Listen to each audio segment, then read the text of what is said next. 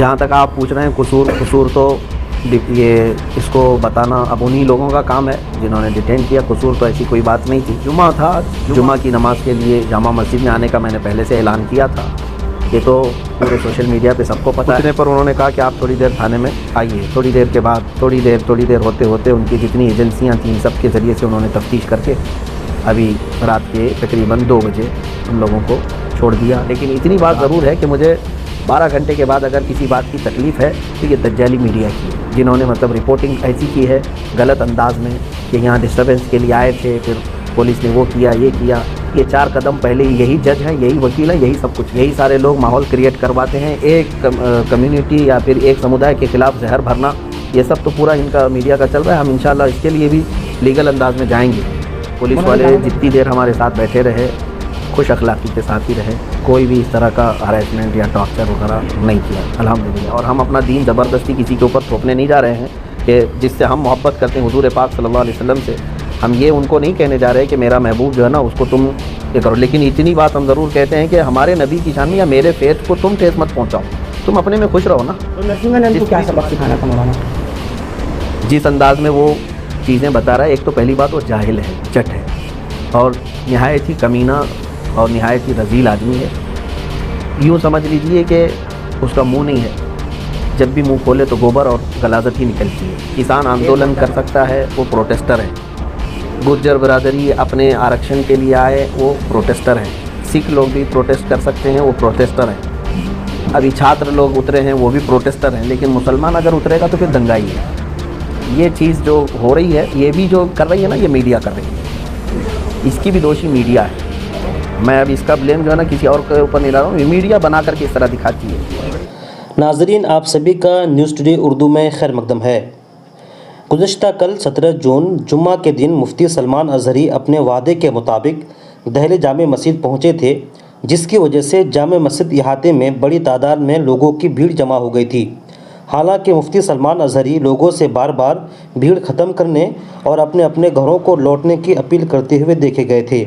इस बिना पर दिल्ली पुलिस के ज़रिए मुफ्ती सलमान अज़हरी समेत कुल 5 लोगों को हिरासत में लिया गया था और काफ़ी देर तक पूछताछ की गई। तकरीबन 12 घंटे की पूछताछ के बाद मुफ्ती सलमान अज़हरी और बाकी लोगों को रात के 2 बजे छोड़ दिया गया। अपने ट्विटर हैंडल से मुफ्ती सलमान अज़हरी ने लोगों से अपील करते हुए कहा कि मुझे दिल्ली पुलिस के ज़रिए 12 घंटे की पूछताछ के बाद रिहा कर दिया गया है। हम सभी चाहने वालों और अक़ीदतमंदों से अपील करते हैं कि मुल्क भर में आप अमन व अमान और हम आहंगी को बनाए रखें। वकील अपने वादे के मुताबिक 17 तारीख को यहाँ जामा मस्जिद में हाजिर है। आप तमाम हज़रात ने अपनी आंखों से देखा है। अल्हम्दुलिल्लाह, इस्लाम कल था, आज है और हमेशा रहेगा। हमारी मदद में है, कोई यहाँ पर किसी को जाने नहीं दे रहा। बिल्कुल, हट जाइए, हमारी मदद में है, कोई यहाँ पर किसी को जाने नहीं दे रहा। बिल्कुल, हट जाइए। गुज़श्ता दिनों यूपी गाज़ियाबाद के डासना मंदिर के नाम निहाद पुजारी यति नरसिंहानंद सरस्वती ने कहा था, आइंदा 17 जून जुमा के दिन दिल्ली जामे मस्जिद पहुंचेगा और मुसलमानों की मजहबी किताबों और दीगर सबूतों को इस्लाम के खिलाफ पेश करेगा। इस ऐलान के मुताबिक उसे दिल्ली जामे मस्जिद आना था। पूरा दिन गुजर गया, लेकिन वो यती दिल्ली जामे मस्जिद के आसपास और दूर दूर तक कहीं भी नजर न आया। अलबत्ता इस चैलेंज को कबूल करने वाले मुफ्ती सलमान अज़हरी पूरी शान व शौकत के साथ दिल्ली जामे मस्जिद में नजर आए और अपने वादे को पूरा किया। 12 घंटे की पुलिस तफ्तीश के बाद मुफ्ती सलमान अज़हरी ने क्या कहा, सुने। बिस्मिल्लाहिर्रहमानिर्रहीम, अल्हम्दुलिल्लाहि व कफ़ा व सलामुन अला हबीबिहिल मुस्तफ़ा, अम्मा बाद। जहाँ तक आप पूछ रहे हैं कसूर तो ये इसको बताना अब उन्हीं लोगों का काम है जिन्होंने डिटेन किया। कसूर तो ऐसी कोई बात नहीं थी। जुमा था, जुमा की नमाज़ के लिए जामा मस्जिद में आने का मैंने पहले से ऐलान किया था। ये तो पूरे सोशल मीडिया पे सबको पता है। आज 17 जून 2022 जुमा का दिन, और सबको ये भी पता है कि हमने जो है ना काउंटर कॉल करने के लिए, काउंटर डिबेट के लिए, जो एक साधु पाखंडी जिसने हुजूर पाक सल्लल्लाहु ताला अलैहि वसल्लम और इस्लाम के ख़िलाफ़ बहुत सारे जहर बका है, और आज के दिन वो आने की बात किया था। तो अगर आता और डिबेट करना चाहता तो हम हाजिर थे, लेकिन ये बात भी तय थी कि उसको पुलिस ने हाउस अरेस्ट किया था और बाकी चीज़ यहाँ पर ऐसी कोई सिचुएशन नहीं थी। लेकिन हम अपने वादे के मुताबिक जुमा में हाजिर रहे। जुमा के बाद जब निकल करके जाने लगे तो बहुत सारे लोग जो चाहने वाले हैं मिलने के लिए आए, भीड़ लगाए, और उस भीड़ से हम लोग निकल करके जाने लगे तो पुलिस वालों ने कहा कि हम आपको छोड़ते हैं, और पुलिस वालों ने कहा कि इस भीड़ को हटाते हटाते फिर वहाँ नीचे आने के बाद शायद किसी ने नारे वगैरह लगाए, लेकिन वो नॉर्मल नारे थे, नारे तकबीर, नारे रिसालत, किसी भी आलिम के आने जाने पर लोग जैसे हमारे यहाँ लगा। उतने पर उन्होंने कहा कि आप थोड़ी देर थाने में आइए। थोड़ी देर के बाद थोड़ी देर होते होते उनकी जितनी एजेंसियां थीं सबके ज़रिए से उन्होंने तफ्तीश करके अभी रात के तकरीबन 2 बजे हम लोगों को छोड़ दिया और कहा कि आप जा सकते हैं, कोई चीज़ नहीं है।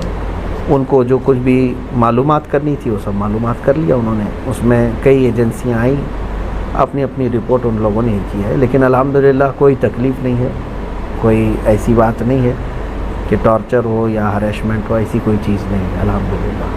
मुफ्ती और साहब बाकी जी हाँ, ये सवाल एक ज़रूर बनता है कि नारों की जहाँ तक बात है, पिछले जुमे को जब 10 तारीख थी 10 जून को तो एक पूरा हंगामा बरपा हुआ था। नहीं मालूम कि कौन लोग थे जो जामा मस्जिद की सीढ़ियों पे आके ऐसा कर गए, और ये वीडियो तो पहले ही से यति नरसिंहानंद सरस्वती की आ रही थी। देखिए, तो आज अचानक नारे कैसे हुए, और ये बात का भी पता था कि यति नरसिंहानंद सरस्वती हाउस अरेस्ट हो गया, नहीं आ रहा। हाँ। फिर देखिए, पिछले जुम्मा का तो मुझे मालूम नहीं है क्या चीज़ हुई थी, कौन लोग आए थे, उस पर तो मुझे पता नहीं। लेकिन इस जुम्मा तो हमने ना किसी को लोगों को बुलाया था, बल्कि हमारी उस वीडियो में मौजूद भी है। हमने ऐलानन कहा था कि मैं तन्हा जा रहा हूँ, मैं अकेला जाऊँगा। लोग जो आने वाले थे मैंने उनको भी मना किया, किसी को आने की ज़रूरत नहीं है, हम देखेंगे इंशाअल्लाह उधर से जो भी होगा। और बाद में नारे कैसे लगे, नारे तो देखिए कोई भी एक बड़े आलिम आते हैं या जिससे लोग मोहब्बत करते हैं, वो जब आते जाते हैं तो नारे लगते हैं, बहुत कॉमन चीज़ है, आपको भी पता है। जब भी कभी जो है ना कोई भी आपके यहाँ आलिम आएंगे तो उनको जो पहली मर्तबा लोग देखते हैं तो नारा लगाते हैं, लेकिन वो नारे तो कॉमन है, हमारे इस्लामिक नारे हैं।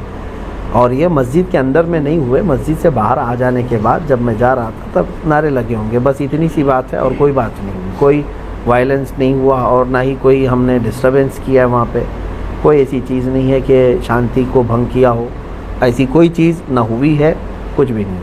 हाँ, लेकिन इतनी बात ज़रूर है कि मुझे 12 घंटे के बाद अगर किसी बात की तकलीफ़ है तो ये दज्जाली मीडिया की है, जिन्होंने मतलब रिपोर्टिंग ऐसी की है गलत अंदाज में कि यहाँ डिस्टर्बेंस के लिए आए थे, फिर पुलिस ने वो किया, ये किया। ये 4 कदम पहले ही यही जज हैं, यही वकील हैं, यही सब कुछ है। इनके ऊपर जो है कार्रवाई क्यों नहीं होती है? जो जहर फैलाते हैं जो मीडिया के कुछ लोग, अभी तो हमारे अंदर बातचीत चल रही है, वो लोग हमारे लिए जो सवालात हैं वो कर रहे हैं, उससे पहले तो यहाँ न्यूज़ चल रही है। आप कुछ करेंगे क्या इस तरह की मीडिया के लिए, या कुछ नोटिस जिन्होंने आज आपके लिए काफ़ी प्रोपेगेंडा चलाया और अभी भी कुछ मेन स्ट्रीम चैनल्स के ऊपर चल रहा है कि आपकी गिरफ्तारी हो गई और आप यहाँ माहौल को ख़राब करने आए थे, क्या कुछ आपकी तरफ से कोई नोटिस वगैरह कानूनी तौर पर? हम करेंगे, हम लीगल अंदाज में जाएंगे इनके ख़िलाफ़, क्योंकि हमारे देश के लिए अब सबसे बड़ा नुकसानदेह कोई चीज़ है तो यही लोग हैं अभी सबसे ज़्यादा। अगर ये लोग ये मुर्गे लड़ाने का नहीं बंद करेंगे और ये इस तरह का जहर फैलाना बंद नहीं करेंगे तो ये पूरे लोगों को पकड़ पकड़ करके कुछ होने वाला नहीं है। यही सारे लोग माहौल क्रिएट करवाते हैं, एक कम्युनिटी या फिर एक समुदाय के ख़िलाफ़ जहर भरना, ये सब तो पूरा इनका मीडिया का चल रहा है। हम इंशाअल्लाह इसके लिए भी लीगल अंदाज में जाएंगे। मौलाना, जामा मस्जिद आने से पहले क्या किसी सरकर्दा शख्सियात से कोई बात हुई थी या कोई ज़िम्मेदारों से बात हुई थी यहाँ, या कुछ एहतजाज को लेकर के? नहीं, हमारा ना ये एहतजाज था, ना प्रोटेस्ट था, ना हमारा वहाँ कुछ बयान होना था। हमको तो वहाँ पर प्रेजेंट रहना था, हम हाजिर हुए जो आपने वादा किया। हाँ बिल्कुल, हम अपने वादे के मुताबिक हाजिर रहे और बल्कि शाम तक, रात के 2 बजे तक वहीं हाजिर रहे।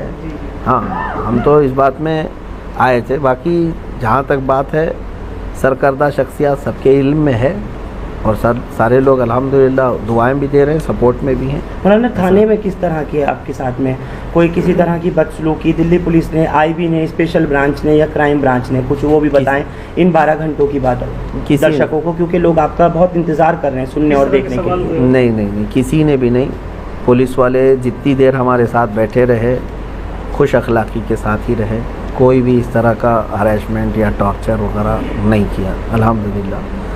वो CID वाले भी आए और सेल वाले भी और IB वाले भी, सब अपने अपने अंदाज़ में वो लोग हमारे साथ अच्छे अंदाज में ही बात किए, किसी ने मतलब गैर अखलाक़ी हरकत। आपकी कोई प्रोफाइल भी खंगाली गई है, बस आखिरी एक दो सवाल लूँगा। उन्होंने देखा और शायद ढूंढना चाहा कि आपके पास से कुछ ऐसी चीज़ें मिल जाएं जिससे कुछ इस्टेब्लिश हो सके, तो क्या बताएंगे मुफ्ती साहब ऐसा कुछ? मुझे तो नहीं पता उन्होंने क्या क्या खंगाला है, वो अगर आपको पता है तो आप ही न्यूज़ चलाइए उसको। मेरे सामने तो ऐसा कोई चीज़ खंगाली नहीं है, जो पूछना था उन्होंने सामने पूछा है। खंगालने की जहाँ तक बात है, अगर आपको कहीं से गैब से पता चला है तो आप उनसे ही इंटरव्यू लीजिए नहीं, कि क्या क्या वीडियोस वगैरह को लेकर के। वीडियोस वगैरह को लेकर के तो खंगालने का क्या, पहले से खंगालते मैंने सुना है और देखा है आपका कोई भी बयान ऐसा नहीं होता जिसपे किसी को एतराज़ हो, थोड़ा सा उस पर रोशनी डाल दीजिए। अल्हम्दुलिल्लाह हम इसी पर चलेंगे भी और इसी पर रहेंगे भी। हमारा यही तरीका है कि हम अपने दीन पर कामिल तरीके से रहेंगे और हम अपना दीन ज़बरदस्ती किसी के ऊपर थोपने नहीं जा रहे हैं कि जिससे हम मोहब्बत करते हैं हुजूर पाक सल्लल्लाहु अलैहि वसल्लम से। हम ये उनको नहीं कहने जा रहे कि मेरा महबूब जो है ना उसको तुम ये करो, लेकिन इतनी बात हम ज़रूर कहते हैं कि हमारे नबी की शान में या मेरे फेथ को तुम ठेस मत पहुँचाओ। तुम अपने में खुश रहो ना, जिस भी तुम्हारे समुदाय से ताल्लुक़ है आप अपने अपने इसमें खुश रहो। हिंदू है तो हिंदू में रहे, क्रिश्चियन है तो क्रिश्चियन रहे, सिख है तो सिख रहे। लेकिन हमारा ये नहीं है कि किसी और धर्म से ताल्लुक़ नहीं रखना चाहिए, जिसको जो है आज़ाद है। लेकिन हमारा ये है कि हमारे धर्म के मुतालिक या मेरे दीन के मुतालिक या नबी के मुतालिक छेड़छाड़ मत करो। तो नरसिंहानंद को क्या सबक सिखाना था मौलाना? जिस अंदाज में वो चीज़ें बता रहा है, एक तो पहली बात वो जाहिल है, जट है और नहायत ही कमीना और नहायत ही रज़ील आदमी है।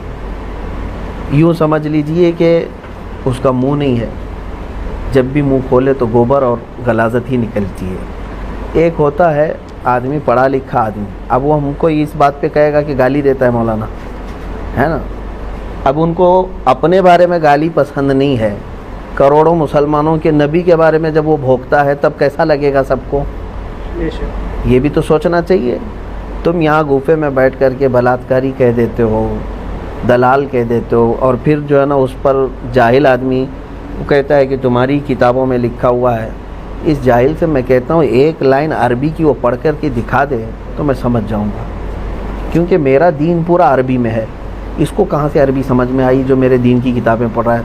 सारा गूगल से लिया होगा और सारी जो किताबें बाहर से आई हैं उसको पढ़ पढ़ करके क्या ऐसे ही दीन सीखा जाएगा?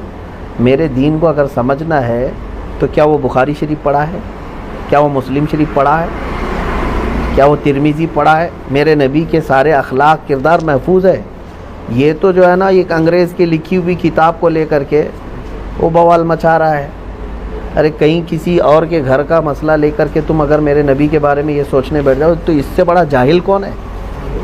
हम तो यही बताना चाहते हैं। इसके पीछे कोई प्रोपेगेंडा या कुछ बिल्कुल आपको प्रोपेगेंडा साजिश लग रही है सरकारों की, चाहे वो यूपी सरकार हो या फिर केंद्र सरकार हो, मोदी योगी की? अब ये सारी चीज़ें देखो, खामोश रहना और इन तमाम मामलात पे चुप्पी साधे रहना, ये भी तो एक मसला है ना कि इन तमाम चीज़ों पर हम तो बार बार यही कहते हैं कि जहाँ से गलाजत निकल रही उसको रोक दो तो बाकी सब शांति।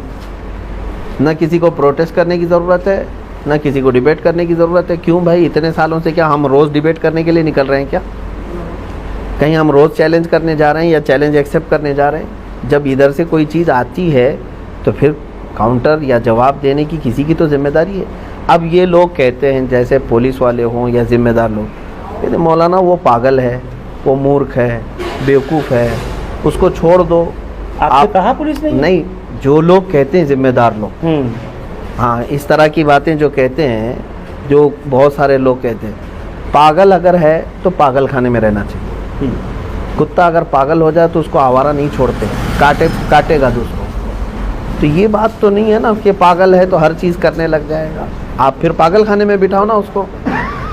ठीक है, आपने अग्निपथ का जो देखा, जिस तरीके से एक भी गोली चलाई नहीं गई, एक भी लाठी चलाई नहीं गई, ट्रेनें जला दी, पटरियां उखाड़ दी और सब कुछ कर दिया मौलाना, तो क्या इसको हम दो तरफा बात कहें नहीं? ये पुलिस वालों से ही पूछना चाहिए आपको। एक सेकंड, कि जहाँ जहाँ उनके इंतज़ामात जिस तरह से हैं। एक मिनट, मौलाना यही आज तो बहुत बुरा इन्होंने हाल किया है, लेकिन एक कहीं भी गोली की खबर नहीं है। अब ये तो मसला चल ही रहा है पूरे ऑल ओवर इंडिया। देखिए हम इसको महसूस कर रहे हैं कि किसान आंदोलन कर सकता है, वो प्रोटेस्टर है। गुज्जर बिरादरी अपने आरक्षण के लिए आए, वो प्रोटेस्टर हैं। सिख लोग भी प्रोटेस्ट कर सकते हैं, वो प्रोटेस्टर हैं। अभी छात्र लोग उतरे हैं, वो भी प्रोटेस्टर हैं। लेकिन मुसलमान अगर उतरेगा तो फिर दंगाई है। ये चीज़ जो हो रही है, ये भी जो कर रही है ना, ये मीडिया कर रही है। इसकी भी दोषी मीडिया है। मैं अब इसका ब्लेम जो है ना किसी और के ऊपर नहीं डाल रहा हूँ, ये मीडिया बना करके इस तरह दिखाती है। दोनों चीज़ें तो आप ही के हाथ में है ना। एक तो वो प्रोटेस्ट बता रहे और एक को दंगा बता रहे, ये सारी चीज़ें, जबकि दोनों वही चीज़ चल रही है। जिन लोगों ने अभी रात तक आपको बाहर लाने में मदद की, कुछ उनको कहना मैं बहुत बहुत उनका शुक्रगुजार हूँ। और ख़ास तौर पर उन बच्चों का जो दोपहर 2 बजे से लेकर के रात 2 बजे तक 12 घंटे मैं भी खाया नहीं था, वो भी खाए नहीं, बगैर ऐसे ही खड़े रहे बाहर। मैं उन बच्चों से बड़ी मोहब्बत के साथ शुक्रगुजारी पेश करता हूँ। और जितने लोग भी वहाँ खड़े थे, जो भी कोशिशें की हैं, अल्लाह ताला सबको जज़ा अता